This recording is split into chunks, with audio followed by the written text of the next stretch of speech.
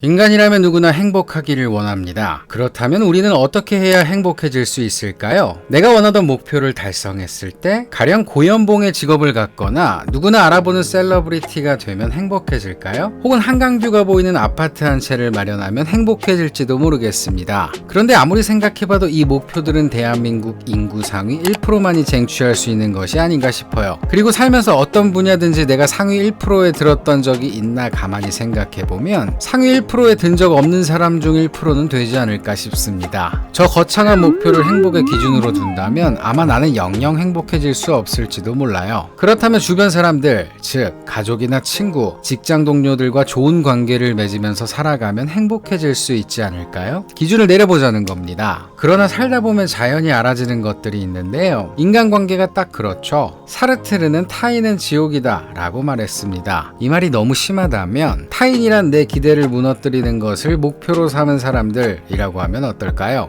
어쨌든 행복의 기준을 타인에게 두면 행복을 타인이라는 지옥불에 내버려둔 꼴이 될지도 몰라요. 그렇다면 행복의 기준을 나에게 둬보는 건 어떨까요? 스스로 만족하고 평정심을 유지하는 것, 나를 있는 그대로 사랑하고 나를 사랑하기 위해서 미움받을 용기도 힘껏 내보는 것입니다. 그러나 오로지 나만 생각하다 보면 세상은 점점 냉혹한 약육강식으로 흘러갈지도 모릅니다. 나의 이기심이 세상을 안 좋게 만들고 안 좋아진 세상은 결국 내가 살아갈 세상이 되는 것이죠. 장자크 루소는 모두의 이익이 공공의 이익은 아니다 라고 말했습니다. 혼란스럽습니다. 행복이란 생활에서 충분한 만족과 기쁨을 느끼는 것으로 간단히 정의할 수 있을 텐데 이것이 강론으로 들어가면 마치 복잡한 길에 들어서 몇 시간째 경로를 재탐색하는 내비게이션이 된 것 같은 기분이죠. 자유 빼면 시체인 현대인들은 어째서 각자 행복을 자유롭게 찾아가지 못하고 고장난 내비게이션처럼 버퍼링만 반복하고 있는 걸까요? 그것은 행복으로 가는 길이 너무나 여러 갈래여서 또 하나의 길을 선택해서 가더라도 그 끝에 정말 행복이 있는지 알 수 없기 때문입니다. 사실 더 근본적으로는 왜 행복해져야 하는가, 왜 사는가에 대한 대답이 없기 때문이에요. 그렇다면 현대 이전에는 왜 행복해져야 하는가, 왜 사는가를 물었다는 말인가요? 역사를 고대, 중세, 현대로 나누는 것에 대충 합의한 사상가들에 의하면 그렇습니다. 현대 이전 사회에서는 이른바 형이상학으로 대표되는 물질 세계 저편의 실체에 관해 묻고 그에 대답을 하는 과정이 세상을 움직였습니다. 이를테면 서양에서는 교회가 정치의 중심이 되어 지상에서 천국까지 교통정리를 체계적으로 이루어냈고, 조선의 경우에는 성리학이라는 도덕관념이 관혼상제를 틀어쥐고 인간이 어떻게 살아야 하는지를 일일이 지정해 주었죠. 그러나 이성이라는 인간 정신에 의해서든 아니면 물질적 조건이 바뀌었든 서구 역사에서 종교개혁, 과학혁명, 산업혁명, 시민혁명이 마치 코스 요리처럼 잇따라 일어남으로써 이제 모든 가치는 형이상학적 진리에서 과학과 기술로 이전되었습니다. 즉 현대 가치는 이제 눈에 보이지 않는 것에 휘둘리지 말고 눈앞에 있는 것에 휘둘릴 것을 주문하는 것이죠. 사회학자 막스 베버는 이를 탈마법화라는 용어로 설명합니다. 이로써 현대인들의 신분이나 종교, 권위에 종속되지 않는 자유를 획득했는데요. 스스로 법칙을 세우고 그것을 지켜나가는 자율이 곧 의무가 되었죠. 그래서 우리 현대인들은 더 이상 과거와 달리 자명한 진리를 믿지 않고 자유를 실천합니다. 누군가 해장국에는 해장국이 진리지, 이름마저 해장국이잖아? 라고 말해도 현대인들은 피자에서부터 에스프레소까지 자기 입맛에 맞게 다양한 해장을 즐깁니다. 또 현대인들은 사회가 정해주는 삶의 단계를 구태여 밟지도 않아요. 학교에 들어가서 취직을 하고 결혼해서 애를 낳는 커리큘럼에서 뭐 하나 빠져도 이상하지 않습니다. 거꾸로 애를 낳고 결혼을 해서 취직을 하고 그 다음에 학교에 들어가도 무방한 것이죠.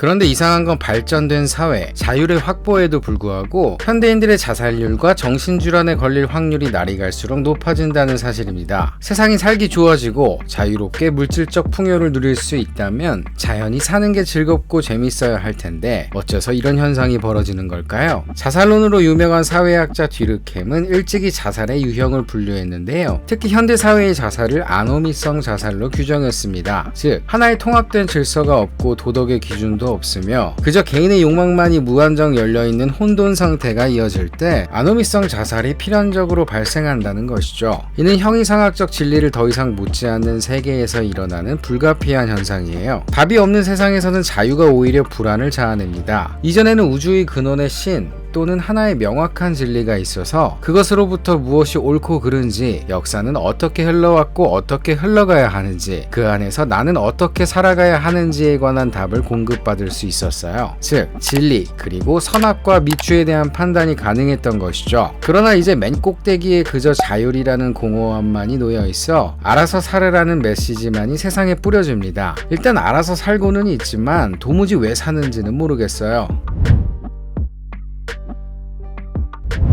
왜 사는지 모를 때 인간에게는 선택할 수 있는 두 가지 길이 있습니다. 하나는 앞서 말한 자살이고 다른 하나는 그냥 열심히 사는 거예요. 그래서 생존해 있는 대부분의 현대인들은 모두 열심히 삽니다. 다행히 물질 자본주의 사회는 이윤과 효율을 바탕으로 단기 목표가 빠르게 또 끊임없이 눈앞에 나타나도록 컨베이어 벨트를 마련해 놨어요. 특히 가치 저장 기능이 있는 돈은 이 불안한 세상에서 미래의 확실성을 담보해주는 거의 유일한 수단입니다. 그렇게 현대인들은 일은 일대로 열심히 하되 건강을 신경 쓰고 자기 개발을 하고 적당한 덕질거리와 맛집을 찾아다니며 현재의 소소한 쾌락을 즐깁니다. 이렇게 바쁘게 사니 굳이 왜 사는지 묻지 않아도 살 수가 있어요. 당장 눈앞에 시험 공부나 업무에 몰두해도 시간이 모자란데 왜 사는지 물을 시간이 어디 있겠어요. 문제는 이런 단기 목표들을 기계처럼 쳐나간다고 해서 의미가 생성되지는 않는다는 겁니다. 게다가 인간은 기계가 아니기에 단기 목표가 끊기는 순간이 오기 마련이죠. 식당에서 음식이 연달아 나오다가 끊기는 순간을 생각해보세요. 그저 먹는 것만이 목표였는데 음식이 끊기면 어쩔 줄을 몰라 젓가락으로 빈 그릇에 공허함만을 휘젓게 되잖아요. 그리고 그 공백에 들어차는 것이 번아웃이고 우울입니다. 그렇게 현대인들은 앞만 보며 달리다가 멈춰서면 우울이 찾아오고 또 마음을 추슬러 다시 달려가기를 반복하죠. 사회적으로 성공했다고 여겨지는 이들이 극단적 선택을 한 소식을 들으면 이것이 비단 얼마나 많이 가졌는가의 문제만은 아닌 것 같습니다.